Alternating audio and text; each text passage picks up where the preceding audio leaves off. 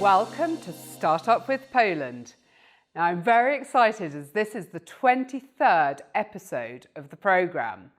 And my name is Tessa McKeever, and I am your host on this journey of deep dive into the Polish startup ecosystem. My guest today is Magdalena Jabłońska, who is the CEO of startup accelerator Start Smart CEE. This accelerator is linked to the MIT ecosystem and to date has accelerated over 300 startups. Now, I'm really excited to find out from Magda how cooperation with startups really adds to the wider innovation ecosystem. Magda, wonderful to have you with us here today. Thank you for having me. Magda, so let's get started with the first question. What, in your opinion, defines a success story for the Start Smart Accelerator? So, what would be the ideal outcome for all the stakeholders involved at the end of such a program? So, Start Smart Accelerator focuses on two things. One is the growth of the startup. We accept the program, growth of the founding team, but also efficient facilitation of the collaboration between startup and corporate partner that we enable in a program for some of the startups. Okay. So the outcome should be taking into consideration those three different aspects. Okay. So we focus on how the startup founder transform the way of thinking about business, of organizing this business, or how we contributed to that growth. And this is mainly thanks to the mentorship that we offer. So we have lovely and very experienced mentors. And through workshop session, we organize the possibility to rethink the business model or different aspects of the business, focusing on some special needs of the startup founder, like sales or how to better organize prototyping the product itself or whatever the need is. And while connecting with corporate partner, we focus on how to make the most of this collaboration, which means for corporate, of course, they look for different solutions addressing some challenges which are more current challenges like digitization of some processes, or they might be like from more exploratory area, which is looking for different aspects of how to prepare the business for future changes. Okay. So startups are also the source of ideas that may help corporates or smaller companies to think about the future or prepare to the future. And so the third thing is that if we have those three things addressed during the program, which is on average 6 months long, we look for how this journey help to organize this business in a way that every aspect is like somehow addressed. Okay. So it's sort of a very looking from different angles throughout the because startup business or innovation is very complex thing. So we need to think about it also as we need to organize a complex program.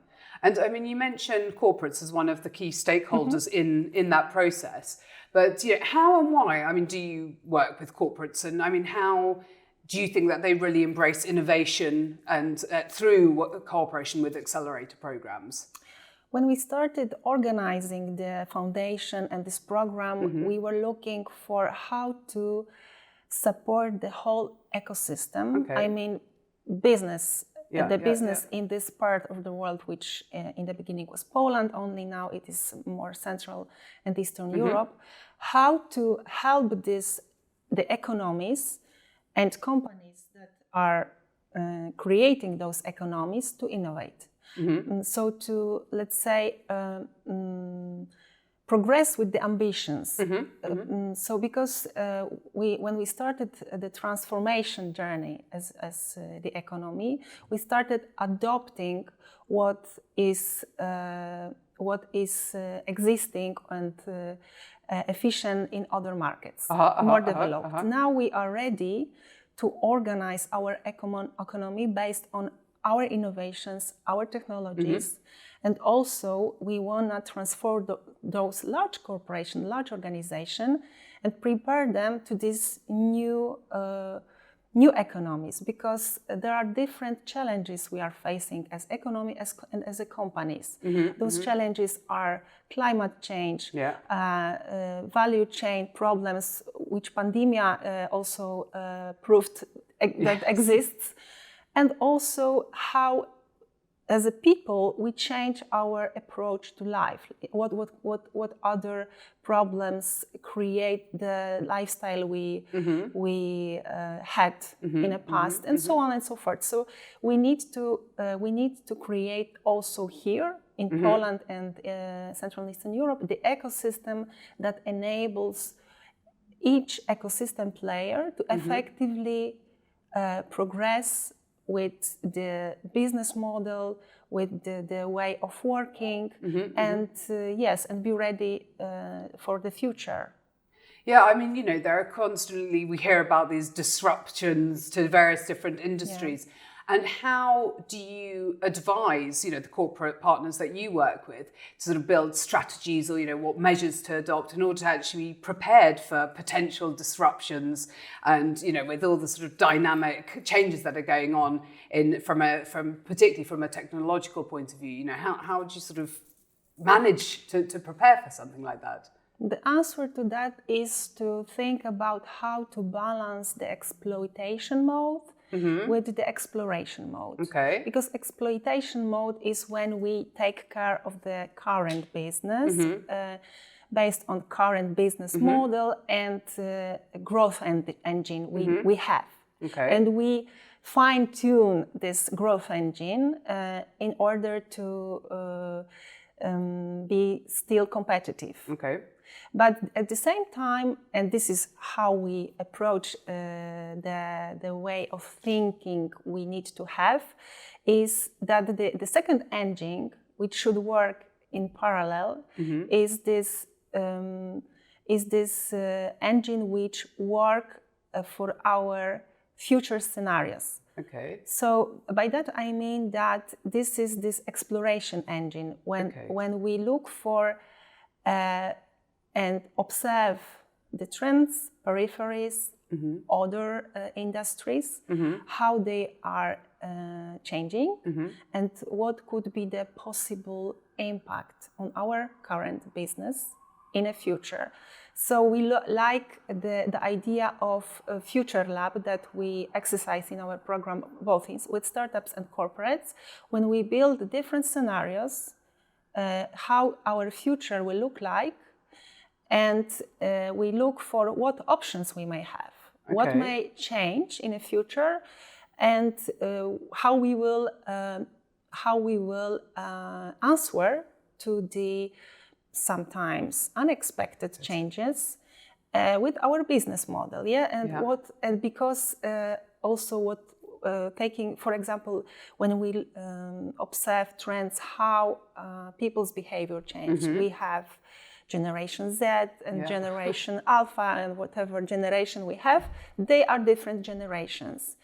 And one of the characteristics is that we need to also adopt to the needs this generation have. So these are maybe different than other generations. So this is the future. And we need to be ready when this generation is the majority of our market, then are we ready or not? Okay, well, that's fascinating, because I can imagine that, that from what you said, from the process that you go through, you're sort of almost, making crystal ball prediction of what could happen. So, I mean, it must be fascinating to observe whether indeed, some of these, theories do actually come true, or something absolutely unexpected also can often occur. So that must be fascinating to witness.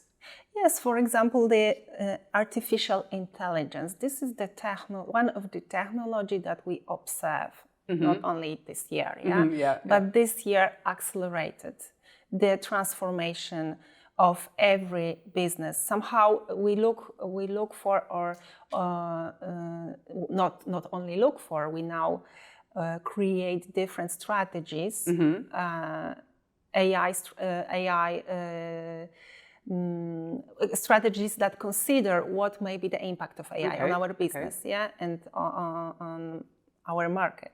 So this is even 2 years ago, I may say that there was maybe not, nobody was so much sure that this will accelerate so much.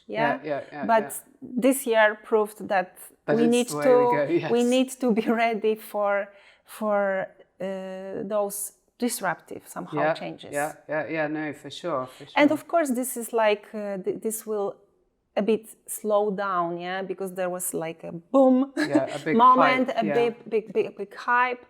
Everybody was, or maybe the CEO of companies and innovation departments were thinking how this will impact our business. Now we create strategies, implement those strategies, and now are like more ready to absorb this change. And if we think about innovations, which are those future driven, so those plans were started a few years ago. Now it is the moment of, okay, this happened, so this is the scenario B that we created like a few years ago. So now our reaction is like in a scenario B. No, understood. And Magda, I mean, why do you think that acceleration programs are so key to the general development of a startup? And so, an integral part of this whole sort of startup ecosystem and that process. And, depending on, what you see as the most important, how do you, when you're designing each program, because I presume each edition of the program, slightly differs, what do you really keep in mind and as integral? So there are different aspects which are crucial when creating an acceleration program. One, which is like elementary, is that a startup is an innovation-driven company. An innovation-driven company is a bit different than any small business, which bases on a like standard business model. The difference is that this is a company that needs to prove the problem exists, and the innovation they create address the problem, and this is the problem of more than one people. And of course it takes some time to adopt this technology they create to the market that we have currently. The product market. So it may in a deep tech case it takes sometimes 10 years. To create the technology, to commercialize the technology. With software, it's a bit shorter, but still, this is something new that needs to be adopted by the market. So there are different aspects and methodologies how market works. So there are early adopters and the majority of market is not early adopters, so we need to prove the market that they need that, or they somehow address some problems. So these companies requires a proper network and a proper tools how to quickly organize a company that is reliable and also proved that this business is worth investing or worth continuation. Because startup is a project. So project needs to somehow be validated, at some moment of time, and the shorter the period of this validation, the better for everyone. Okay, so that's one of the key things that is done during the acceleration program. So accelerate, it's like make it shorter, make it more efficient, make it better and appropriate. Yeah. No, well, fantastic. I mean, you have a great insight into the CE innovation landscape. You're looking at technologies coming from the whole region, plus working with lots of different partners from the whole region. And where do you see the direction of CE as a whole when it comes to the innovation landscape? Where do you see us going?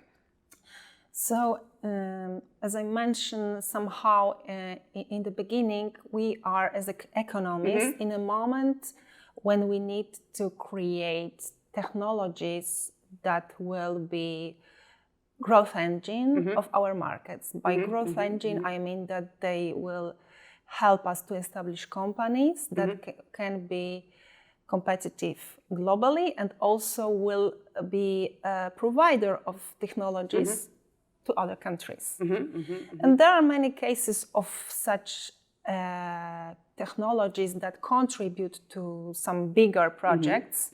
Like in space tech, we have such examples of startups that deliver technologies to some like more complex projects globally. And we also have projects that address our current challenges. We are part of the European Union, so we have a Green Deal strategy, so we need to somehow transform the way of we produce things like energy and also how we organize the economies and companies in a more sustainable way. So startups deliver that solution as well. So, and of course, the other aspect that also is very necessary is security. Because we cannot forget that we are in the middle of some conflict. We are in not maybe directly engaged, but somehow yes, we are very close, and we are absorbing this conflict in different ways. And also observing how much, for example, NATO is answering to that, is that they also engage startups to prepare technologies that will increase our security. So there are different situations, like in many dimensions, like political, what our economy needs, that drive the way of what kind of technologies are needed.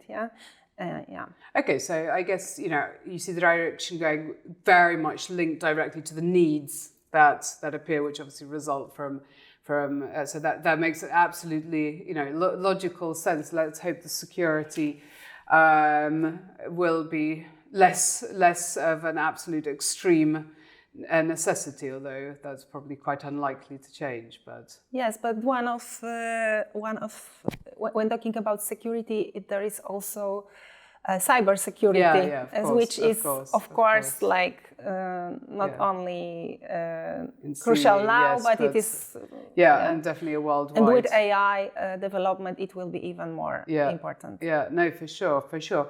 Magda, I mean, what aspect of your job as CEO of Start Smart CE do you really enjoy the most? What gives you, the biggest satisfaction of all the numerous different aspects you look at?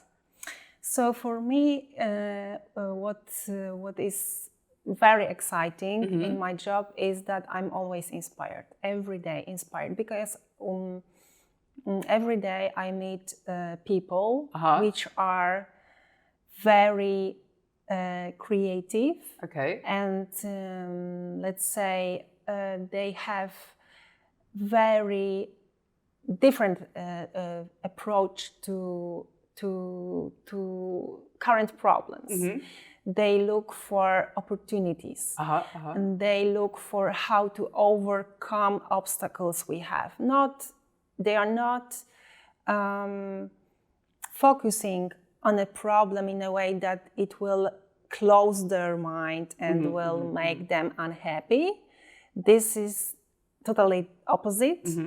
The problem creates great opportunities, and our motivation is to how we may change this problem into some new let's say solution, or new how to let's say eliminate that problem from the society, economy, and everything. So this is inspirational. And also what I like is that we are with startups and innovation. This is always a discussion about the risk we can accept. And for me, it is like revealing that now when dealing with innovation, I think a bit differently about risk. And I see that 20 years ago, I was like very risk-averse person. Now I can accept a lot more risk in order to bring to the world a solution that will make this world better place to live. Let's call it like a very like philosophical way. But this is what motivates many people, but especially me, like because daily routine is like general, So you are deal with current stuff, but the content which this innovations brings to the table is like very inspirational. Oh, well, that's, wonderful. I mean, it must be fantastic to be, inspired every day. I think that's something that all of us would love to have in our daily lives. And I'm very happy to be able to speak with you and other guests who indeed really inspire me by everything you're doing to help build the ecosystem, startup ecosystem in Poland. So well done with everything you're doing. Good luck with all the future programs to come. And I'll certainly be, cheering from the sidelines. Thank you, Tessa. Thank you. And thank you to our guests. And see us next time for Startup with Poland.